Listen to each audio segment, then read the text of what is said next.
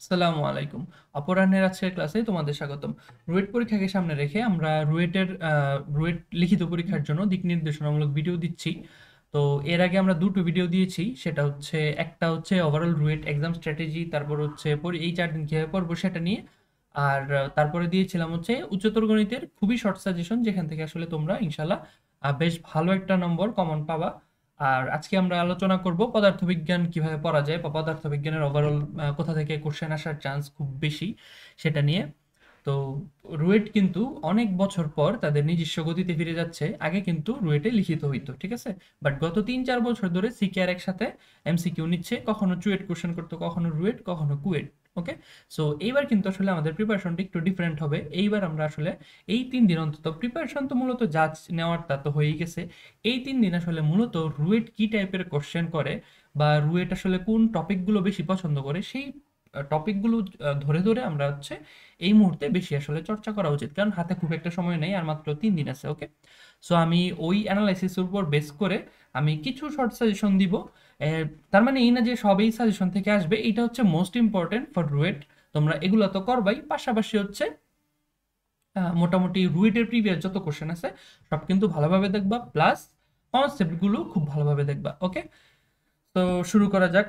তো আচ্ছা, আহ, আচ্ছা ঠিক আছে। তো ভেক্টর, আচ্ছা ভেক্টর নিয়ে আসলে আমার খুব একটা কিছু বলার নাই, কারণ ভেক্টর হচ্ছে এমন একটা চ্যাপ্টার যেটা আসলে আমরা সবচেয়ে বেশি পড়া হয় একদম পদার্থবিজ্ঞান শুরুই করি আমরা আসলে ভেক্টর দিয়ে। সো এইটাতে আমি আর কমাবো না।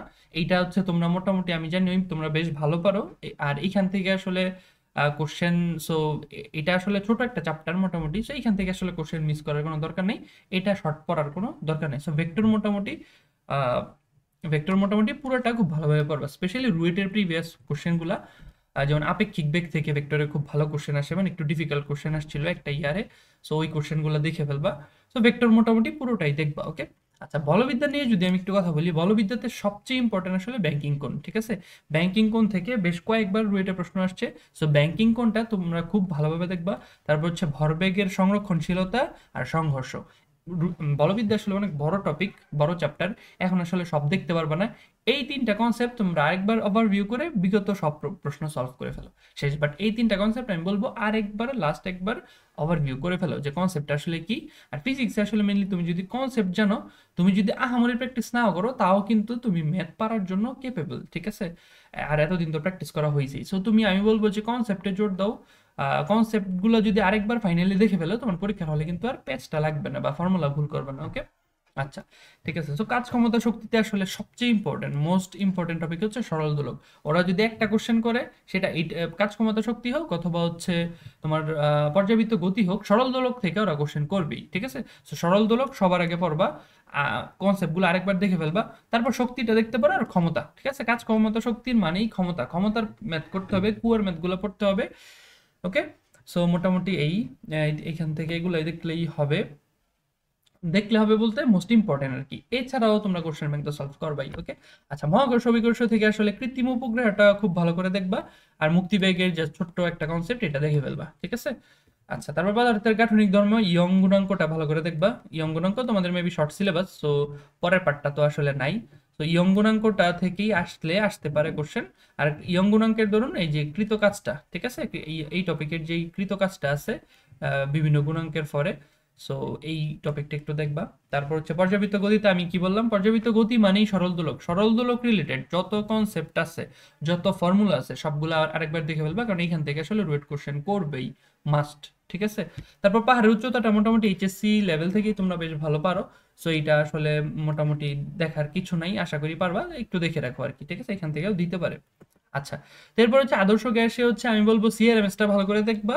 আর Boyle Charles related PV equal to NRT, PV equal to NRT related যেই কনসেপ্টগুলো আছে, ছোটোখাটো কিছু ম্যাথ থাকবে, ওগুলো দেখে ফেলবা, ঠিক আছে। So, এই ছিল মোটামুটি ফার্স্ট পেপার। এখান থেকে মোটামুটি আমার ধারণা 5টা অথবা 4টা থেকে 5টা কোশ্চেন আসবে, কারণ আমি মনে করি আসলে সেকেন্ড পেপার থেকে একটু বেশি দিবে, ঠিক আছে। সেকেন্ড পেপার থেকে আসলে আসার জায়গা আছে। সো এরপরও 5টা আসবেই মিনিমাম, 4টা 5টা। ওকে, তো 4টা 5টা কোশ্চেন এখান থেকে পাবা। ওকে, তাহলে আমরা আসলে পদার্থ বিজ্ঞান দ্বিতীয় পত্রতে চলে যাই, ঠিক আছে। তো আমি বলবো তাপগতিবিদ্যা খুবই ইম্পর্টেন্ট। তাপগতিবিদ্যা আসলে অনেক বেশি ইম্পর্টেন্ট। এখান থেকে একটা কোশ্চেন আসবেই। এর মধ্যে সবচেয়ে ইম্পর্টেন্ট হচ্ছে রুদ্ধতাপীয় প্রক্রিয়া এবং ওই রিলেটেড যে সমীকরণগুলা, ঠিক আছে? রুদ্ধতাপীয় প্রক্রিয়ার অনেকগুলা কিন্তু রিলেশন আছে, ওই রিলেশনগুলো ভালো করে দেখবা। এরপর ম্যাথ তুমি এক্সাম হলে মোটামুটি মিলাই দিয়ে আসতে পারবা, ঠিক আছে? কিন্তু ফর্মুলাগুলো যেন ভুল না হয়, ওকে? আর ইঞ্জিন থেকে যদি আসে দক্ষতা নিয়ে আসবে। আর এন্ট্রপিটা খুব একটা ইম্পর্টেন্ট না, রুয়েটে খুব কমই আসছে কোশ্চেন। এরপরও তোমরা দেখতে পারো, সমস্যা নেই, ঠিক আছে? দেখে ফেলবা এন্ট্রপিটা, প্রবলেম নেই। আচ্ছা, স্থির তড়িতে আসি। স্থির তড়িতে আসলে সবচেয়ে ইম্পর্টেন্ট আমি বলবো ধারক, ঠিক আছে?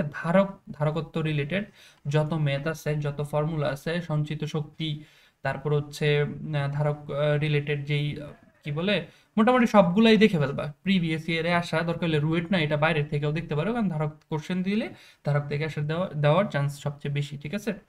তারপর বিভব রিলেটেড ম্যাথ দেখবা, মানে বিভব আহ, আহ, বিভব নির্ণয়, ঠিক আছে? এইটা একটু দেখবা, মোটামুটি হয়ে যাবে। আচ্ছা, তারপর হচ্ছে চলতরি। চলতরিতে আসলে অনেক বড় একটা চ্যাপ্টার। এই বড় চ্যাপ্টার থেকে আসলে তোমাদের দেখতে হবে, এখান থেকে কোশ্চেন একটা বা দুইটাও দিয়ে দিতে পারে, ঠিক আছে? এখান থেকে কোশ্চেন আসলে একটা বা দুইটাও দিয়ে দিতে পারে, ওকে, বলা যায় না। তো তুল্যরোধ নির্ণয় পড়বা। অবশ্যই তুল্যরোধ, মানে বিভিন্ন কমপ্লেক্স সার্কিট থেকে তুল্যরোধ আসতে পারে, ঠিক আছে? তারপরে বর্তনী থেকে আইভি নির্ণয় করা, এটা হচ্ছে সবচেয়ে ইম্পর্টেন্ট, এটা বলবো আমি সবচেয়ে ইম্পর্টেন্ট। বিভিন্ন টাইপের বর্তনী দিবে, ওই বর্তনী থেকে আসলে ওই বর্তনী থেকে তোমাদের বের করতে হবে কি বলতো, আইভি, ঠিক আছে? অনেকগুলো I1 থাকবে, I2 থাকবে, I3 থাকবে, এরকম সেপারেট হয়ে যাবে। ওইখান থেকে I1 I2 এই টাইপের ম্যাথ আসলে তোমরা করছো, কোশ্চেন ব্যাংকটা খুললেই তোমরা দেখতে পাবা এই টাইপের যত ম্যাথ আছে সব করে ফেলবা, ঠিক আছে? তারপর হচ্ছে এমিটার আর ভোল্ট মিটারের পাল্লা বৃদ্ধি, এটাও ইম্পর্টেন্ট, এটাও কিন্তু খুব বেশি ইম্পর্টেন্ট, ঠিক আছে? ভোল্ট মিটারের পাল্লা বৃদ্ধি মোটামুটি কোথাও আসে নাই এই পর্যন্ত, শুধু রুয়েটে একটা ইয়ারে আসছে, সম্ভবত 19-এ। আমি এক্স্যাক্টলি শিওর না, সম্ভবত 19-এ ভোল্ট মিটারের পাল্লা বৃদ্ধি নিয়ে একটা ম্যাথ আসছিল, ঠিক আছে? আর এমিটারের পাল্লা বৃদ্ধি তো আসবেই, ঠিক আছে? তারপর হচ্ছে বিদ্যুৎ বিল কিন্তু মাস্ট। বিদ্যুৎ বিল রিলেটেড মোটামুটি সব ইয়ারে, এখানে এটা বুয়েটেও আসে, সব জায়গায় আসে, চুয়েটেও আসে, বিদ্যুৎ বিল রিলেটেড ম্যাথ আসলে আসবেই। সো এটা মোটামুটি ভালো করে দেখে ফেলবা, ইজি একদম। আচ্ছা, আর ভৌত আলো বিজ্ঞান খুবই ছোট একটা চ্যাপ্টার, এটা নিয়ে আমি খুব বেশি বলবো না। এইখানে মোটামুটি কোনো কিছু বাদ দিও না, ঠিক আছে? এটা মোটামুটি দেখে ফেলো। যদি এটা থেকে আসার কোশ্চেন আসার চান্স আমি বলবো কম, নাও আসতে পারে, এই চ্যাপ্টারটি না টাচ করতে পারে, ঠিক আছে? কিন্তু এরপরেও যেহেতু ছোট চ্যাপ্টার, তিনটা কনসেপ্ট আছে, দেখে ফেলবা, ঠিক আছে?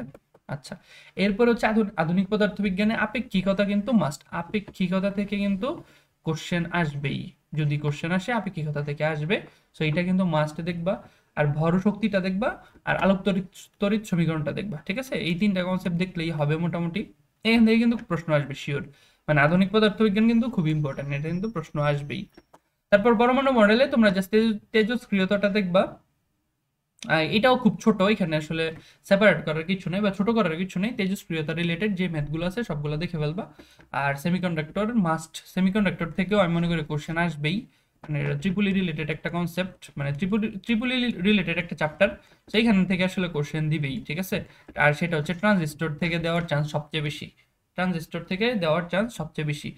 আমি বলি ফিজিক্স বা ম্যাথ কোনো কোনো চ্যাপ্টার থেকে কিন্তু একদম বেশি কোশ্চেন দিয়ে ফেলে। যেমন বুয়েটে কোনো কোনো ইয়ারে বলা যায় না, বলা যায় না, একটা ইয়ার থেকে দুইটা কোশ্চেন দিয়ে ফেলে, মানে একটা চ্যাপ্টার থেকে, যেটা আমরা পড়ি না, হয়তো ভাবি যে আসবে না, ওই চ্যাপ্টার থেকে দুইটা কোশ্চেন দিয়ে ফেলে, ঠিক আছে? যেমন বুয়েট 21-22 সেমিকন্ডাক্টর থেকে দুইটা ম্যাথ আসছে, ঠিক আছে? এটা কিন্তু কেউ এক্সপেক্ট করে নাই। সো এই হচ্ছে কথা। সো এই জন্য কোনো চ্যাপ্টার আসলে মানে কনসেপ্ট টোটালি বাদ দিবা এরকম যেন না হয়। কনসেপ্ট যেন থাক, মানে মোটামুটি থাকতে হবে, যেন আসলে যদি একটা চ্যাপ্টার থেকে বেশি কোশ্চেন চলে আসে ওটা যেন তোমার মিস না হয়ে যায়, ঠিক আছে? সো ওভারঅল এই হচ্ছে মোটামুটি ফিজিক্স নিয়ে আলোচনা। ফিজিক্সে আমি আবার বলবো, তুমি যদি ফিজিক্সের সূত্র আর কনসেপ্ট জানো, তুমি কিন্তু ম্যাথ অ্যাপ্রোচ করতে পারবা, যেহেতু রিটেন পার্শিয়াল মার্কিং থাকবে। তো তুমি কিন্তু মোটামুটি অ্যাপ্রোচ করতে পারবা, ওকে? সো আমি বলবো ফিজিক্সে এমন একটা কোশ্চেনের জন্য না হয় যে তুমি টাচ করো নাই, ঠিক আছে? অবশ্যই প্রথম প্রায়োরিটি থাকবে যে আমি ম্যাক্সিমাম আনসার বের করতে পারবো, ওইগুলোকে টাচ করি। এরপর 2-3টা কোশ্চেন, 4টা কোশ্চেন যদি ফাঁকা থাকে, ওইটা হচ্ছে তুমি অবশ্যই টাচ করবা, কারণ ফিজিক্সে অ্যাপ্রোচ করা তো তুমি পারবা, অ্যাপ্রোচ মিস হবে এটা তো হইতে পারে না যদি তোমার সব কনসেপ্ট সম্পর্কে ধারণা থাকে।